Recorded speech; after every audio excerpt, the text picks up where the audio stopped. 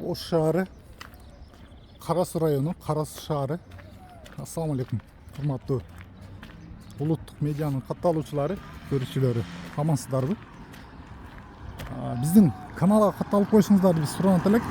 Анткени бизге өтө чоң жардам берген болот элеңиздер. Бангладеш десе, Пакистан десе, Индия десе капа болобуз. Бирок ошол Бангладеш, ошол Индия бардактык боюнча ошол Кара Суудан үйрөнүп кетишкен да. Кара Суу шаары. Ар бир турган жолдун боюндагы машинелер 50 сомдон парковка төлөшөт.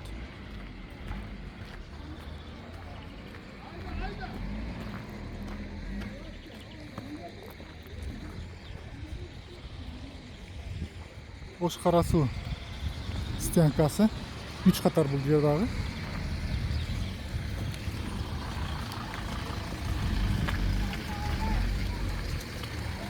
Жолдор бүт жер машине.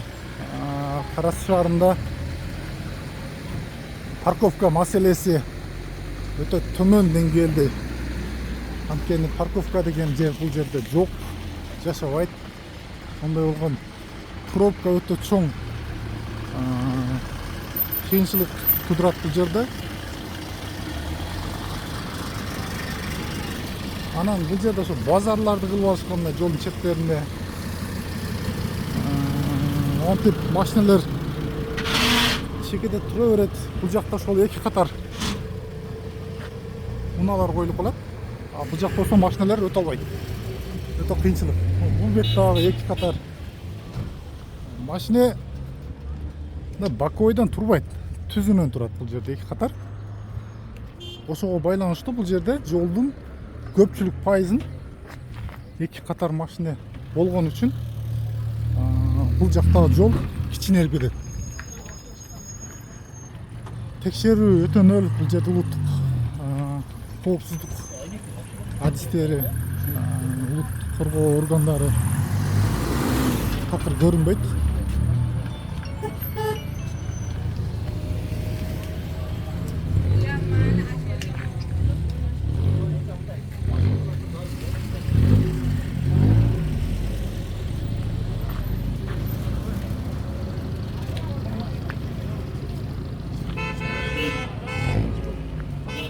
Болбосо ушул көчө Кара Суу шаарынын так центри болуп аталат.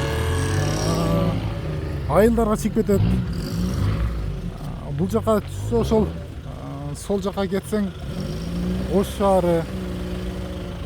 Будан оңго бурулсаң Сабай айыл өкмөттөрү.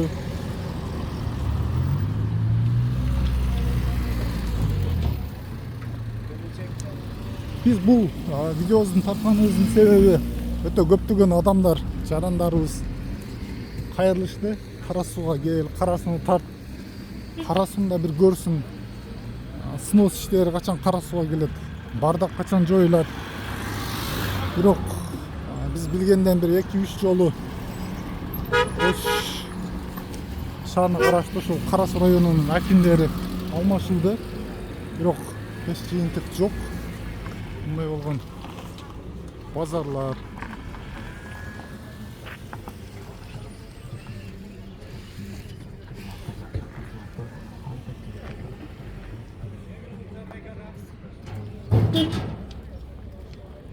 тазалыкка келе турган болсок, тазалык дагы өтө жаман деңгээлде бул жерде тазалык.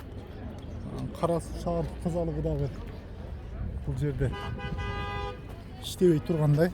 Анткени өтө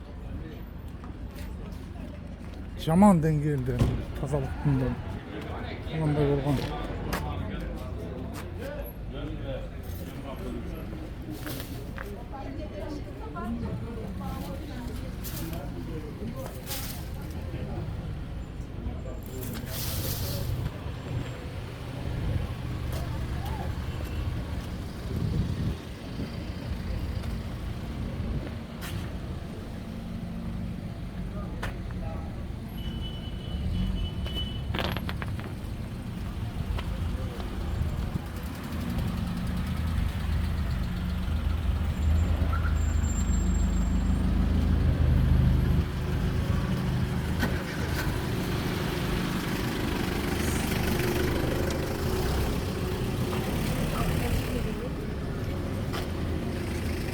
ушул Кара Суу шаарында ар бир адам бул көчөнү же бир мындай адамдар өтө турган өтмөк тротуарларды ойломой ушул жерден адам өтсүн деген бир түшүнүк жашабайт экен.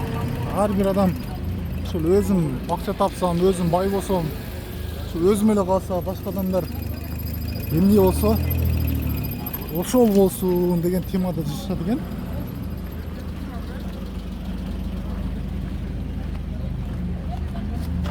Көзөмөл деген нерсе бул жерде жок.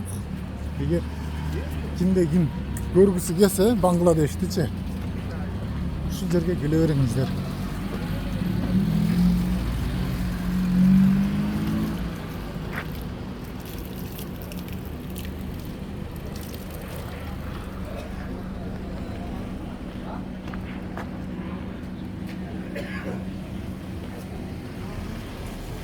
Арыктар толо мусорго толуп жатат бул жерде. Тазалаган адам, бул пакетти алып койгон адам жок бул жерде. Түшүнүксүз.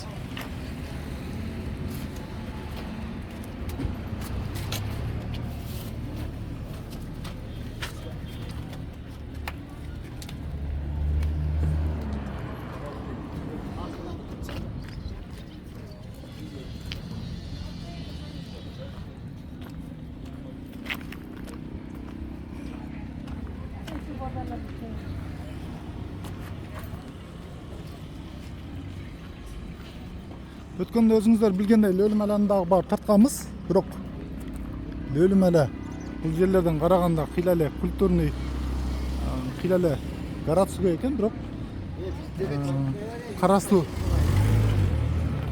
Суунун Кыргызстан Республикасы боюнча Кара Суу району бул анча областтардан караганда калкы боюнча дагы көп, жана жер аянты боюнча дагы чоң, анан салык төлөө боюнча дагы ушул Кара Суу башка орундарда турат десек адашпайбыз. Ассалому алейкум. Алейкум ассалам. Кандайсыздар? Кандайсың? Бул Кара Суу бардак болуп кетиптир го. Карай бирөлөр. Бул эле Украинада согуш болуп аткандай базардын ичине келсең чачылып жатат го, базар. Көзүбүздө эле не керектүү нерселерди издеп иштеген таппай, аяктан буякта дейт. Базар жок. Тазалык бул жерде иштебейби? Көрбөңүздарбы? Мен тазалык деп уйгабыз, ал тазалыгы каякта экенин билбейм. Анан эмне мындай жолдун четинде турган машиналерге дагы 50 сомдон парковка алып атат. Парковка өзү бул жерде барбы жокпу? Парковка дегенде азыр карапайым калкка толук соруш керек. Бүт баары жоктун ээси бар. Биз айылдан келген адамдар да 1-2 жылдан кийин Кара Сууга келсек, бир путубузду көтөрүп, бир тап турабызбы билбейм. Келечегибизди ойлоп маңбыз азырчы. Бул Бангладеш дейбиз. Бангладеш ушу Кара Сууга үйрөнүп кеткен окшойт дейм да. Бул Бангладештегилер ушул жерден тарбия алып атат. Ошону айтам да. Мейли, рахмат, тынч болуңуздар. Мынакей жергиликтүү тургундардын да ой пикирлерин угуп өттүк. Чынында өтө эле бул жерде оор маселе. Тез күндүн ичинде чечпесе, бул ушул бойдон кете берсе билбейм мен кандай жака барат, эмне болот.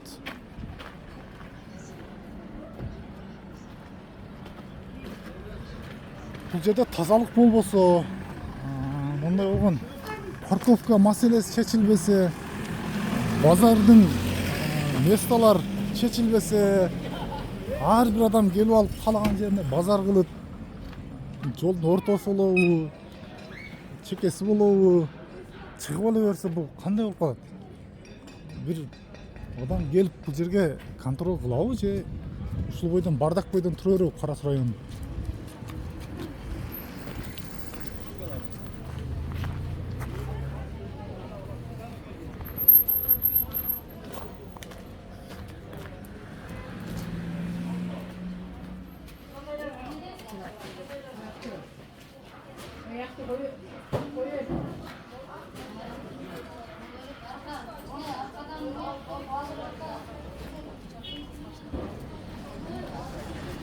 эгерде ушул жердин башынан өрт чыга турган болсо, элдер баардыгы столдорун чыгарып жолго чыгып алышыптыр. Булар тез жардам келип калса же өчүргүч унаасы келип калса бул жерге кандай кирет? Кантип ошол жанып турган отты өчүрөт? Ошол боюнча дагы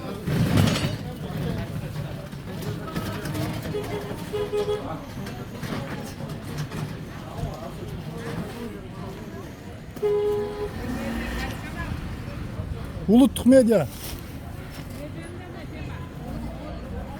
шаар боюнча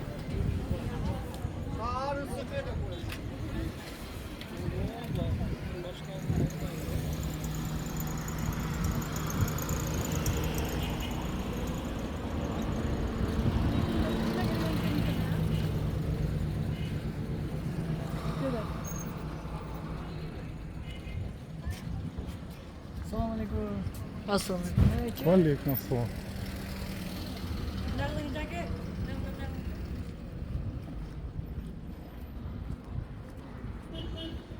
Кара Суу шаарында парковка деген түшүнүк жашабайт. Каалаган жериңе машинаңды алып келесиң, батпай калсаң, жолдун ортосуна коюп койсоң да эч ким капа болбойт.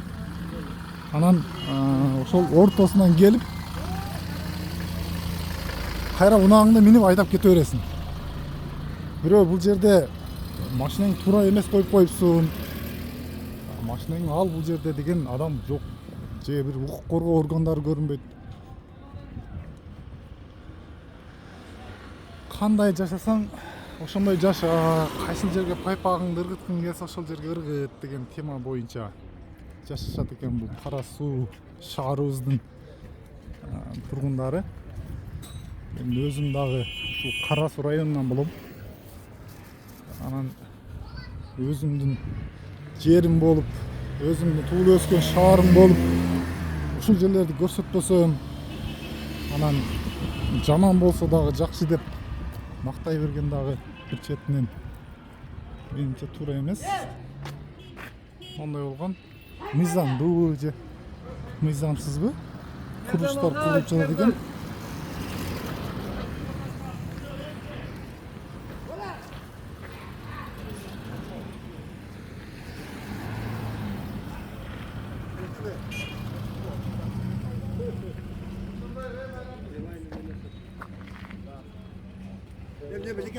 Ассаламу алейкум. Оода.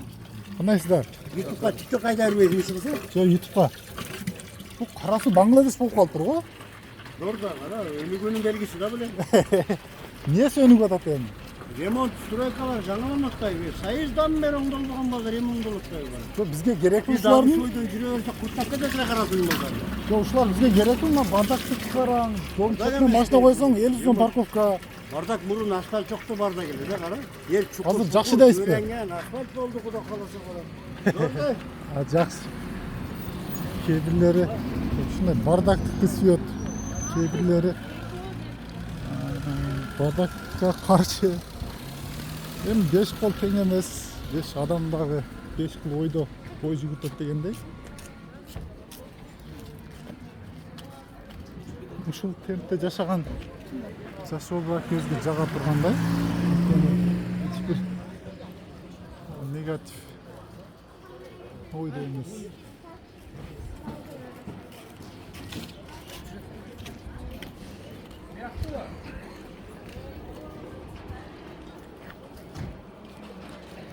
Аман болобуз, көрүүчүлөр. Арбак тынч болуңуздар. Тазалыкты биринчи орунга коебуз. Улуттук медиа билесиздер.